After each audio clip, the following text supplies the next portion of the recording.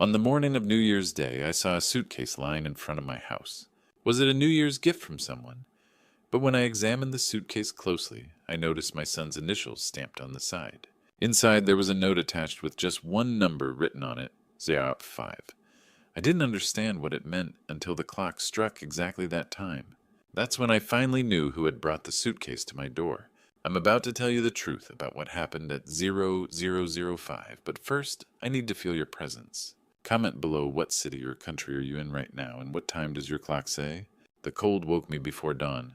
That's Montana in January. Chill that seeps through century-old walls and settles in your bones. I reached across the bed out of habit. Empty space. 2 years gone, and I still reached for Eleanor every morning. 6 a.m., time to feed the cattle. I made coffee in the kitchen Eleanor and I had shared for 40 years. Her blue mug sat in the cupboard, chipped handle and all. Couldn't use it. Couldn't throw it away either. The thermometer outside read 18 degrees when I stepped onto the porch. My breath came out in white clouds. The sky promised more snow. That's when I saw it. A suitcase on the porch boards dusted with fresh snow. Leather, expensive. The kind my son Brandon would buy. Gold letters embossed on the side, BRB. Brandon Robert Bennett. I carried it inside with hands steadier than my heartbeat. The latches clicked open, easy. Inside the suitcase was empty except for a single sheet of white paper placed dead center. 4 numbers in Brandon's neat printing. 0005. I stared at those numbers. Turned the paper over. Nothing. Just that time, 5 minutes past midnight. But why? Military training dies hard. I checked the lining for hidden compartments, found a bulge in the fabric. A hidden pocket revealed a brass key with a number engraved on it, 189. The worry in my chest got heavier. I called Brandon. Voicemail. You've reached Brandon Bennett. Leave a message. Brandon, it's Dad. Found your suitcase this morning with a note inside. Call me back. I'm worried. I tried Melissa next. My daughter's voicemail was colder. You've reached Melissa Bennett. Leave a detailed message. I didn't. What would I say? By 7:30, I'd called both numbers 5 times. Voicemail every time. My children had been distant for months. Calls, unreturned visits, postponed. I'd told myself they were busy, successful, living their own lives. But this felt different. Peter Donovan's truck came up the drive at 7:30. My neighbor checks on me weekly since Eleanor died. We're both old men now, moving careful in the winter. Morning, George. Storm coming. Thought I'd check in. I showed him the suitcase, the paper, the key. Told him about the unanswered calls. Pete was quiet thinking. Then saw a silver Honda this morning, around 5:30, coming from your place, heading toward town. My heart kicked. Melissa drives a silver Honda. Thought so. Too dark to be certain, but it didn't stop. Just drove past at a good clip. After Pete left, I stood on the porch holding that key and that paper. Snow was falling harder now, big flakes drifting down like ash. 16 hours until midnight. 17 hours and 5 minutes until 0005. Why would Melissa come at dawn, leave Brandon's suitcase, and disappear without a word? What were my children trying to tell me? The phone inside started ringing. Loud, insistent. I walked toward it, boots crunching on fresh snow that was already covering my morning footprints. Covering everything, making it clean and white. I didn't know yet that answering that phone would be the first step toward losing my children forever. Didn't know that by nightfall, everything I thought I knew about Brandon and Melissa would be gone. All I knew was this: something was wrong. Something my son had started and my daughter had delivered in darkness. Something that would happen at 5 minutes past midnight. The phone kept ringing. I reached for the door, the key heavy in my pocket, those 4 numbers burning in my mind. 0005. 16 hours to figure out what it meant. The phone was ringing when I stepped inside. Unknown number. My hands were shaking from cold, I told myself. I answered. Robot voice selling Medicare supplements. I hung up hard. Then I called Brandon. Voicemail. I waited 15 minutes. Called again. Voicemail. By 10 o'clock, I'd called 17 times. Same recording every time. You've reached Brandon Bennett. Leave a message. I tried Melissa between calls. Her voicemail was colder. You've reached Melissa Bennett. Leave a detailed message. Eleanor used to say I worried too much. She'd be worried now, too. Around 9, my phone buzzed. Text from a blocked number. Ask Melissa about Seattle. Ask her about the money. Trust no one. What money? Melissa was a public defender in Salt Lake City. Seattle was 4 states away. The kitchen felt smaller with each unanswered call. Family photos on the wall mocked me Brandon at 8 with his first fish. Melissa at 10 in her school graduation gown. When had their smiles become lies? At 10 o'clock, the phone rang. Real call. Caller ID SLC Police Department. Mr. Bennett, Officer Lauren Matthews, Salt Lake City. I'm calling about your son, Brandon Bennett. My heart stopped. Is he hurt? We don't know where he is, sir. We need you to come to his residence. There's been a situation. How soon can you get here? What situation? I'd rather explain in person. It's complicated. 3 hours if the roads are clear. A pause. Drive carefully. Weather's getting worse. Another pause. Mr. Bennett, does your son have any reason to disappear? The word hit like a fist. Disappear number Brandon stable. Married. Good job. What's this about? We'll discuss when you arrive. She gave me the address. 2 more texts arrived before I could move. The key opens box, 189 at Zions Bank Temple Square, Salt Lake City. Are you ready for the truth? Then you have until 0005 tonight. After that, everything changes. Everyone will know. Hurry. Military instinct kicked in. Pack light. Cash not credit cards. Tell someone. I called Pete. I'm driving to Salt Lake. Brandon's in trouble. Can you watch the ranch? Want company? No, I need to handle this alone. I packed fast. Change of clothes. $800 from the safe. The key. That paper with those numbers. 10:45. 13 hours until midnight. I walked out to Eleanor's grave snow, already covering her headstone. I don't know what's happening, Ellie, but I'm scared. Our kid, something's wrong. I'll fix it. The wind picked up. She didn't answer. Never did anymore. I climbed into my F-150, started the engine, watched the ranch shrink in the rearview mirror. Interstate 15. South stretched into the storm. 3 hours to Salt Lake City. 13 hours to midnight. 18 minutes after that, something would happen at 0005. Something my children were tangled in. Something that involved police and cryptic warnings and a bank box I'd never heard of. The headlights cut through snow. I pressed the accelerator. Whatever waited in Salt Lake, I needed to reach it before midnight. Before 0005. Before everything changed forever. The GPS said 2847 Mill Creek Drive. I sat in my truck for a full minute, engine running, heat blasting, staring at my son's house. From the outside, it looked like a magazine spread a 2-story colonial, with white trim and snow-draped pine wreaths. Through the front window, a Christmas tree still glowed. Champagne flutes lined the mantel, and a banner read, Happy New Year. But there were no cars in the driveway, no footprints in the fresh snow, no lights except the tree blinking red and green like a distress signal. I shut off the engine and stepped into the cold. Agent Matthews waited on the porch, arms crossed, breath fogging. She was younger than I expected, mid-30s, sharp-eyed, the kind of cop who noticed everything. Mr. Bennett, she said. Not George. Mr. Thank you for coming. Where's my son? That's what we're trying to determine. The house was unlocked. No forced entry, no struggle.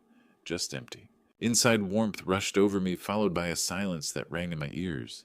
The living room was staged for a party, champagne on ice hors d'oeuvre, untouched 30 folding chairs, and a circle name cards on a table. No guests, no host. How long has he been gone? We don't know. The lights have been on since last night, but no one's seen him since yesterday afternoon. I moved through the house carefully, every sense alert. Dining room, kitchen, hallway, everything perfect. Everything wrong. In the study, the desk was chaos. Bank statements, spreadsheets, legal papers, and my name, George Arthur Bennett, on all of them. One account showed $412,000 years of transfers, withdrawals, offshore wires, all under my identity. Did you authorize this? No. She showed me another file, Bennett Consulting Group, me listed as registered. Agent 8 shell companies, over $5 million, moved in 8 years. The floor seemed to tilt. She told me to come to the station. I asked for 5 minutes. After a pause, she agreed. I searched until I found a locked drawer. The key from the suitcase 189 opened it. Inside was an envelope with my name written in Brandon's hand. He confessed everything. All 3 were guilty, him Melissa Allison. 5.1 million stolen using my identity. He admitted helping build it. Then greed took over. Another 4.3 million planned. Melissa to be removed, made to look like an accident. She discovered it first and sent me the suitcase to destroy them. At a 005, evidence would upload to the FBI. Melissa was already negotiating, ready to blame Brandon and Allison walk free and leave me as collateral. A man named James Patterson held proof. Box 189 at Zions Bank Temple Square. He didn't ask forgiveness. He warned me that Melissa was using me as a weapon and would let me take the fall. He said I taught him honor. He said he forgot. I folded the letter as footsteps climbed the stairs. My children, criminals, liars, one plotting murder. I looked at the second-floor window, 12 feet down, lattice on the side. 67 years old, bad knee, but I'd done worse. I opened the window and climbed. The night air burned my lungs, but fear kept me moving because staying meant handcuffed silence and losing the last chance to uncover where Brandon was and stop the damage already set in motion. Below, the snow waited, and I trusted instinct over age pain and the law that night alone. I ran 6 blocks before I felt safe enough to slow down. I blended into the New Year's Eve crowds, found a coffee shop, paid cash for black coffee, and sat in the back corner pretending to be normal, while my heart tried to escape my chest. I searched James Patterson's Salt Lake City.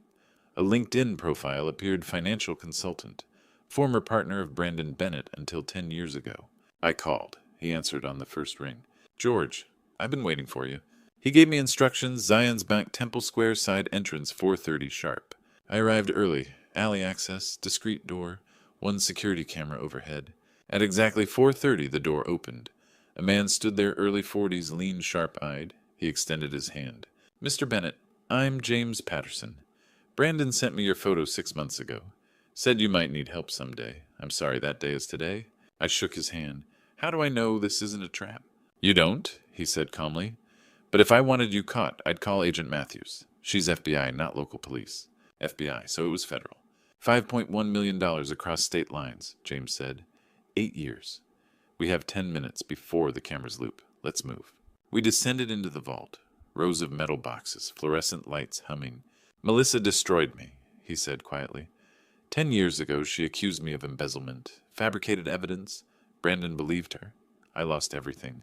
Took years to recover. We stopped at box 189. James produced a brass key identical to mine. 2 keys. Brandon designed it. We inserted them together and turned. The drawer slid open. Inside were a black USB drive, a thick folder, and a sealed envelope.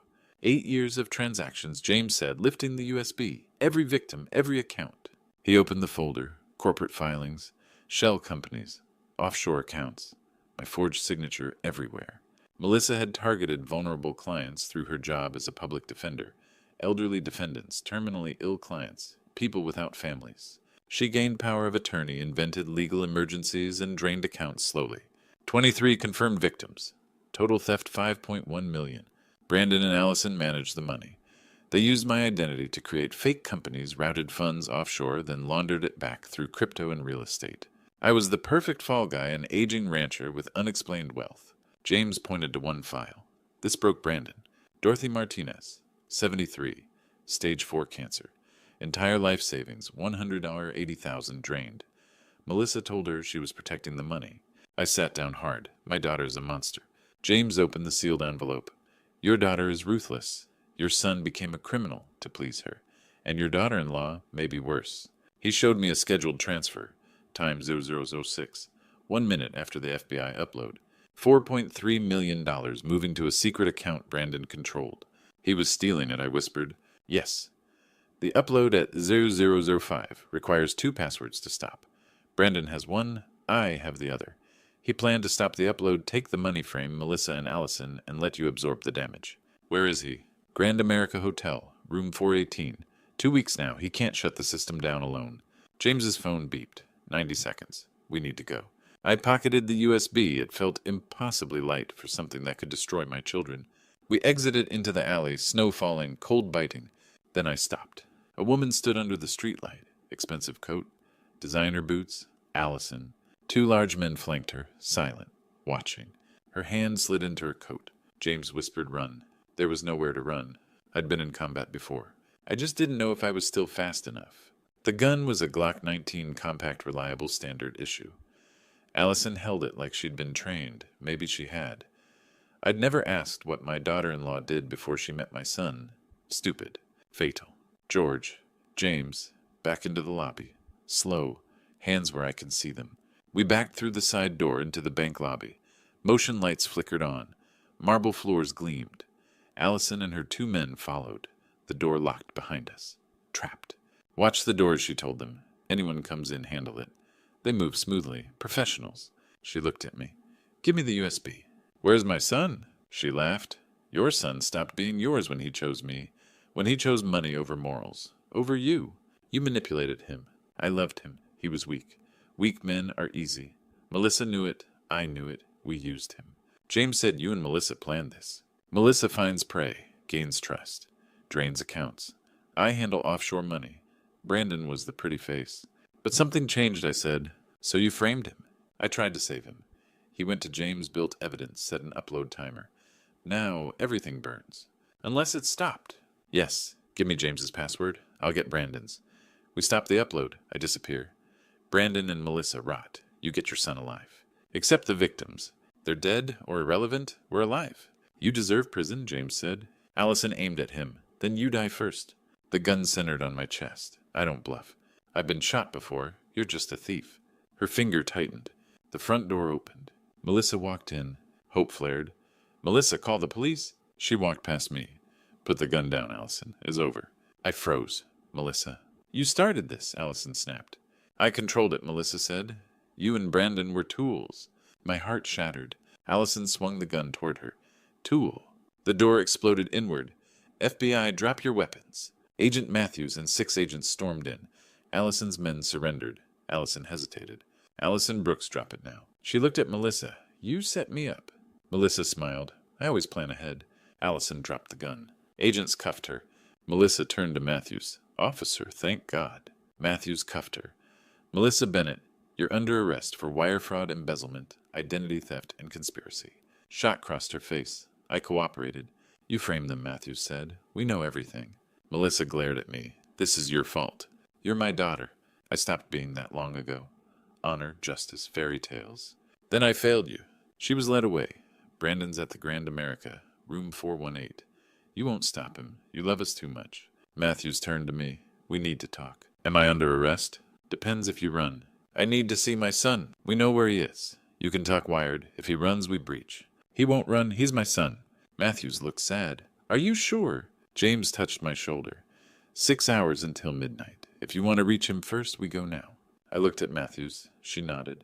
My son was nearby, hiding, planning betrayal. I'd taught him better. Somewhere I failed.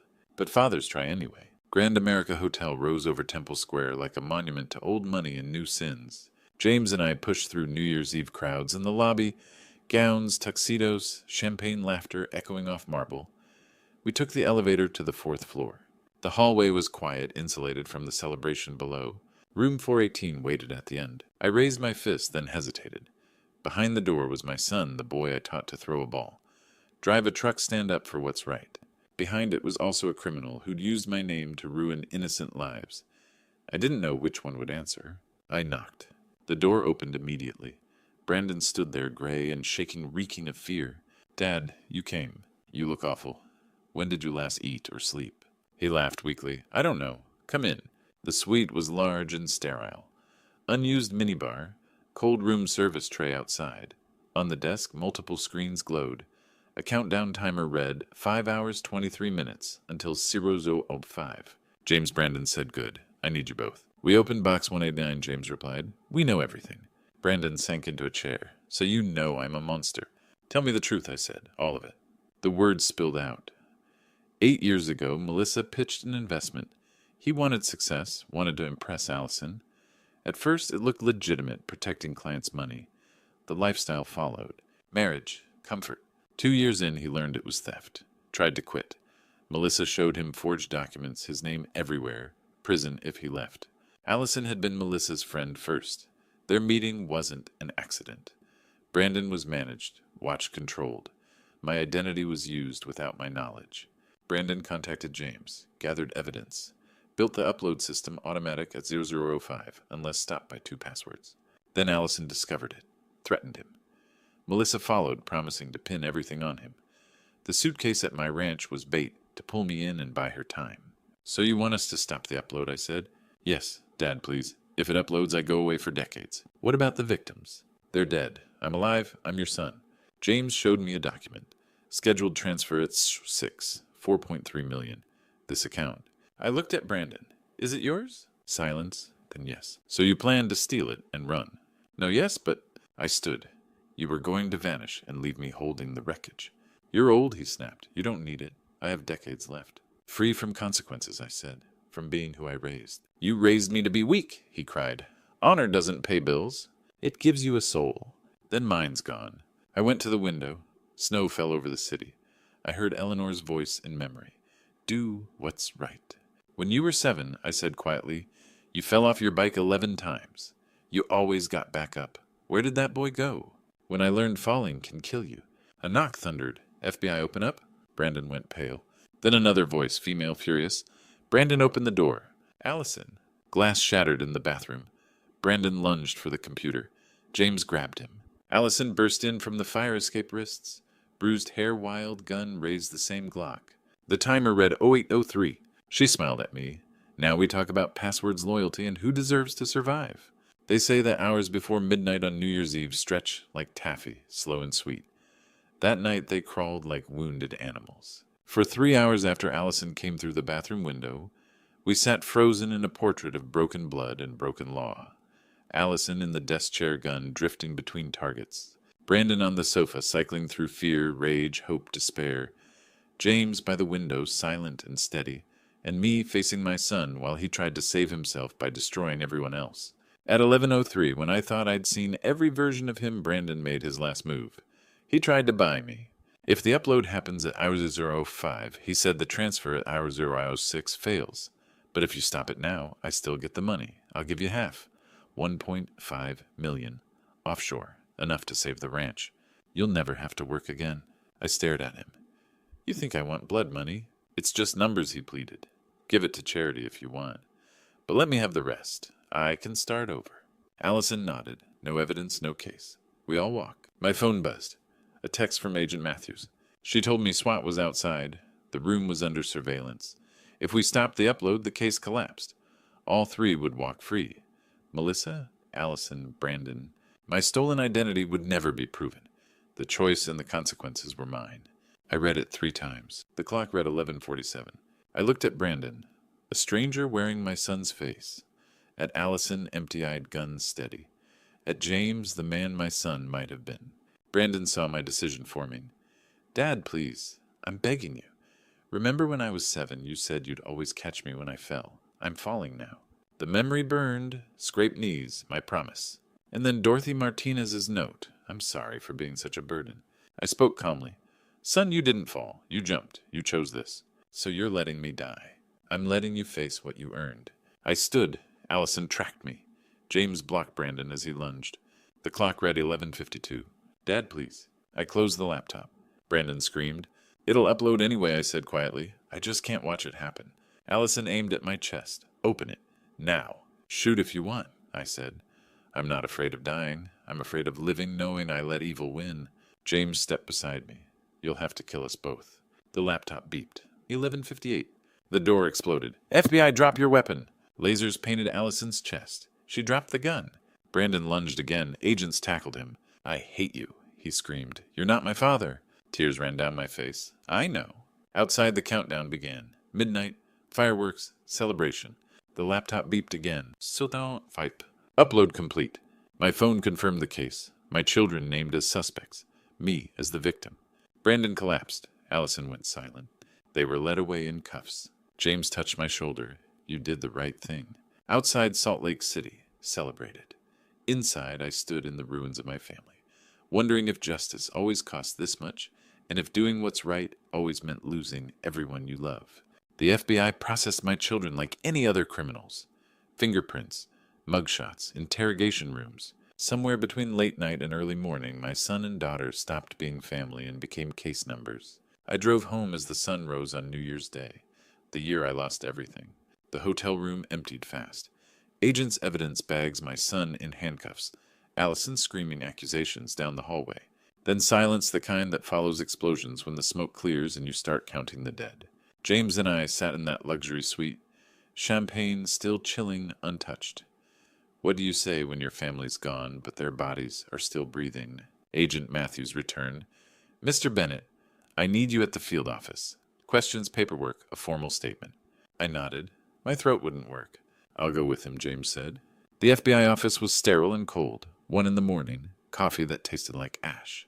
Matthews sat across from me. For the record, you are not a suspect. You're a victim. Your identity was stolen for 8 years. We confirmed that 3 months ago. 3 months, I repeated. Our accountants cleared you quickly. Forged signatures never fully match. Your financial history didn't fit a man moving millions. Ranch income, simple taxes, no offshore activity. Why didn't you tell me? We needed to see the family dynamics. Who would betray whom? Whether you'd warn them if approached. Most parents would.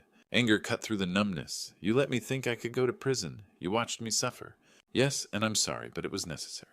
Will they go to prison? Yes. Brandon's cooperation may reduce his sentence perhaps 10 years. Melissa refuses to cooperate 25 minimum. Allison's record and tonight's escape add up to 28. I did the math. Lifetimes erased. You'll testify as a witness, she said. Can you do that? I will.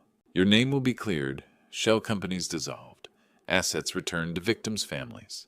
But people will know I whispered. My community. They'll know my children are criminals. Yes, she said gently. That part I can't fix. We left around 2. James waited outside. Let me drive, he said. I'm fine. You're shaking. He drove. Interstate 15. Snow falling. Roads empty.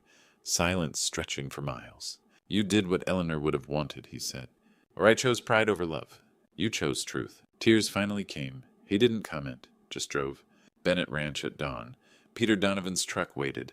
The FBI had called him. George, he said, softly catching me as I stepped out. Come inside. I need to see Eleanor first. I walked to the small cemetery. 3 headstones. My parents, my wife. I knelt in the snow. Ellie, I tried. I raised them with honor and love, but they became people I don't recognize. Brandon's a thief. Melissa's a monster. I don't know where I failed. Tonight, I chose justice over them. I had the power to stop it, but I didn't. I let them face what they'd done. I hope you understand. I don't feel proud. I feel hollow. Brandon says he hates me. Melissa says I had nothing left to teach her. Maybe I'm just an old man clinging to fairy tales. But you believed in those fairy tales too. Doing what's right. Facing consequences. Loving without enabling. I'm trying to believe that was enough. I miss you. I don't know how to survive this without you. The wind answered. I stood, brushed snow from her stone, and went back to the house. Peter poured coffee. James sat nearby. They talked about weather cattle, anything but my children. By noon, the news spread. Radio reports, headlines. My phone rang endlessly. Neighbors, friends, reporters. I didn't answer. I sat by the window and watched the snow fall covering the world, burying yesterday's footprints, blanketing everything clean and white, as if nothing had happened. But it had, and no amount of snow could change that. They say time heals all wounds. 3 months after my children went to prison, I learned that was a lie. Time doesn't heal.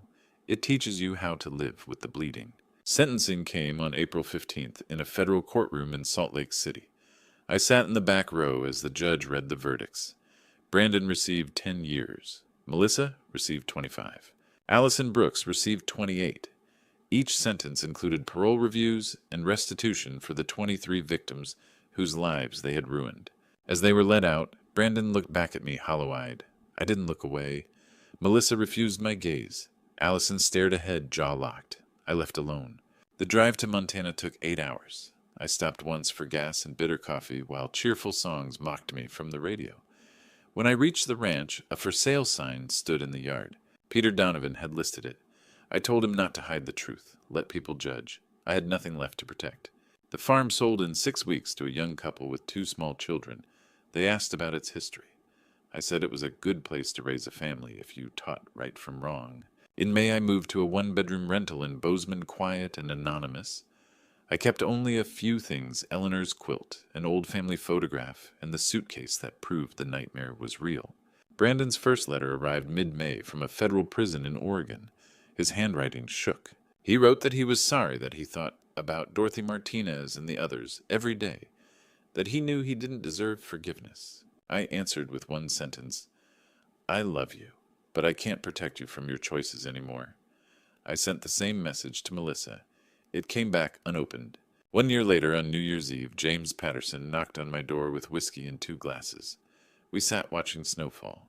He asked how I was. I said that depended on the definition. We shared silence, the kind earned through fire. He asked about Brandon. I said he wrote monthly and claimed he was trying to change. I didn't know if it mattered. James said Eleanor would be proud. I said she would have saved everyone. He said I chose truth, the hardest choice a father can make. I showed him the letter I sent Melissa every month, telling her I loved her, forgave her, and was here if she ever wanted to speak. She never replied. Near midnight we stood outside. Fireworks popped in the distance. James toasted survival. I echoed it. At midnight, I remembered the hotel room, the breach, the upload completing the victims whose lives could never be restored. I thought of Eleanor on the hill above land I no longer owned, and wondered if she would forgive me. After James left, I watched snow cover his tire tracks. I sat with the old photograph, Eleanor, smiling, Brandon 9, Melissa 7, all of us whole. I don't know if time heals or forgiveness is real. I only know I loved my children, taught them right from wrong, and couldn't catch them when they jumped. Time doesn't heal. It teaches you how to survive. For now, that is enough. I went to bed late, wrapped in Eleanor's quilt, listening to the house settle. Somewhere my children lay awake in cells facing dawn alone. I closed my eyes, breathing through the ache, promising myself to rise tomorrow, feed the cattle, answer no calls, and keep living anyway without regret or apology. I'm 68 years old now, and I've spent a year learning what survival really means. This is one of those grandpa stories you might not want to hear, but it's a true story that needs telling. If you're a father, a mother, or anyone raising children, don't be like me. Don't wait until it's too late to see the truth. I taught my children right from wrong, but I didn't teach them how to face consequences. I taught them honor, but I didn't show them that love without accountability is just permission to fall. God gave me the strength to stand in that hotel room. God gave me the courage to let the upload finish at 0005. And God is still teaching me every single day that doing the right thing doesn't always feel like victory. These grandpa stories aren't meant to inspire you. They're meant to warn you. This true story cost me everything I loved, but it saved 23 families from losing more. These are the kind of grandpa stories that carry weight, not comfort. I pray you never face a choice like mine. But if you